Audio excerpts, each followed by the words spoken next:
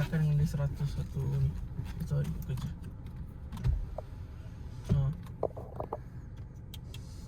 Lelaki tau. Okay. உள்ளே மட்டும் சுற்றிடுவோண்ணே. உள்ளே மட்டும் இது பண்ணுவோம், வெளியே போனா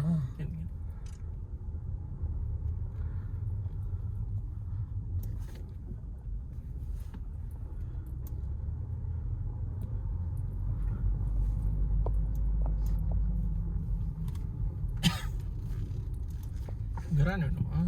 கிராண்ட் அன்னைக்கு கொடுத்துருக்கீங்க உங்களுக்கு. ஆனால் கிடச்சிருச்சு. கிடச்சிருச்சு.